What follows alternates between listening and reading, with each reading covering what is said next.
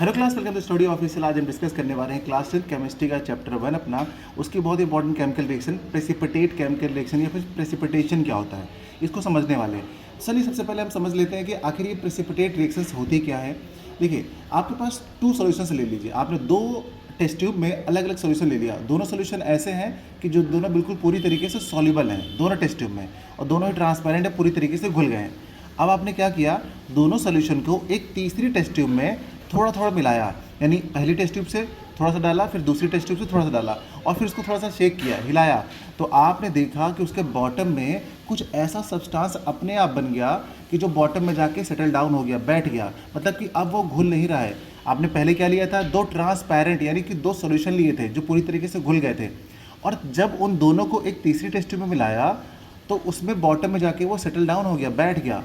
मतलब कि वो बन गया सॉलिड सब्सटेंस, यानी कि जो आपका इनसॉल्युबल है उस वाटर में। तो इस प्रोसेस को हम लोग बोलते हैं प्रेसिपिटेशन, यानी इस रिएक्शन को बोलते हैं प्रेसिपिटेट रिएक्शन। और वो जो बॉटम में जाके बैठ जाता है सब्सटेंस, जो सेटल डाउन हो जाता है, उसको बोलते हैं प्रेसिपिटेट। तो इसी रिएक्शंस को इस तरीके से आप समझ लीजिए। देखिए, समझ में तो आ गया होगा। अब इसकी डेफिनेशन देखिए क्या लिखेंगे आप। A precipitation reaction occurs when 2 soluble ionic compounds in solution react to form an insoluble solid called a precipitate, and this reaction is known as precipitation reaction। अब देखिए यहाँ पर बात करते हैं इसके एग्जाम्पल की। देखिए, डेफिनेशन तो सभी बच्चे लिख लेते हैं, जब भी मैंने टेस्ट लिया है तो ऑलमोस्ट बच्चे डेफिनेशन लिख लेते हैं, लेकिन प्रॉब्लम कहाँ पे होती है, उनको एग्जाम्पल देने में। तो आप देखिए, एग्जाम्पल आपको याद करना पड़ेगा कि आखिर कौन से ऐसे सोल्यूशन होंगे जिनको आप मिलाएंगे और वो प्रेसिपिटेट प्रोड्यूस करेंगे। ठीक है, चलिए पहला एग्जाम्पल है अपना। लाइक हमने ले लिया बेरियम क्लोराइड। बेरियम क्लोराइड का फॉर्मूला क्या होता है, BaCl2। बेरियम की वैलेंसी 2 होती है ना, तो यहाँ पे लग जाएगी BaCl2, और इसको आप रिएक्शन करा दीजिए सल्फ्यूरिक एसिड के साथ, H2SO4। आपने बेरियम क्लोराइड को सल्फ्यूरिक एसिड के साथ रिएक्ट करा दिया, तो क्या होगा, आपका जो बेरियम है ना वो सल्फेट से रिएक्शन करके बना लेगा बेरियम सल्फेट। ये बना लेगा आपका बेरियम सल्फेट, और यहाँ से आपका प्रोड्यूस हो जाएगा हाइड्रोक्लोरिक एसिड। ठीक है, हाइड्रोक्लोरिक एसिड। अब आप क्या करेंगे, इसको बैलेंस कर लेंगे। तो बैलेंसिंग के लिए आप यहाँ पर 2 लगाएंगे और पूरी रिएक्शन आपकी बैलेंस हो जाएगी। आप कहेंगे सर यहाँ पर ये तो हमारे पास बन चुका है, लेकिन इसमें प्रेसिपिटेट क्या है। देखिए, ये तो आपका क्या है, एसिड है, तो एसिड तो प्रेसिपिटेट हो नहीं सकता। तो जो बेरियम सल्फेट है ना, ये वाला आपका, यही है आपका प्रेसिपिटेट। तो इसको हम शॉर्ट में लिख देते हैं PPT। ठीक है, डॉट प्रेसिपिटेट। आप सर दिखा देंगे, जब भी आप केमिकल रिएक्शन दिखाएंगे तो इस तरीके से आपको इंडिकेट करना होगा, और जो प्रेसिपिटेट बन रहा होगा उसे आपको लिखना होगा। ओके, चलिए एक और एग्जांपल देख लेते हैं। ठीक है, अगला एग्जांपल ये है कि अगर हमने अगला सब्सटेंस ले लिया कोई, चलिए हमने ले लिया, मान लीजिए लेड नाइट्रेट।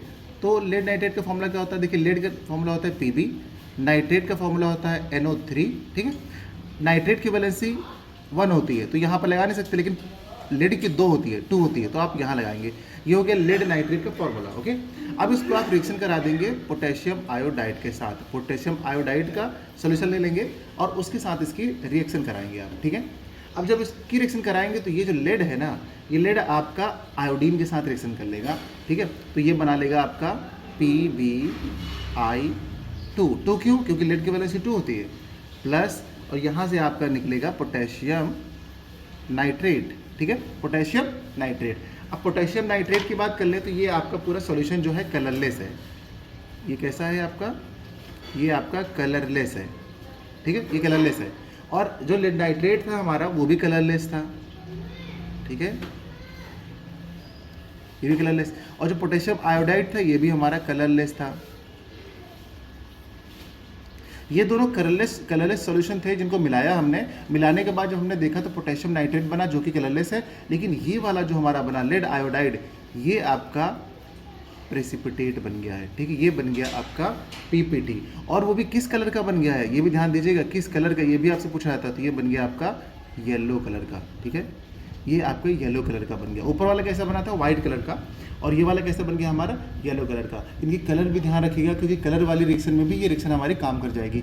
तो प्रेसिपिटेट रिएक्शन बच्चों खत्म हो रही है। उम्मीद करते हैं आपको रिएक्शन समझ में आई होगी। समझ में आई तो अपने फ्रेंड्स के साथ शेयर कीजिएगा। मिलते हैं अगली क्लास में नए रिएक्शन के साथ। Bye bye.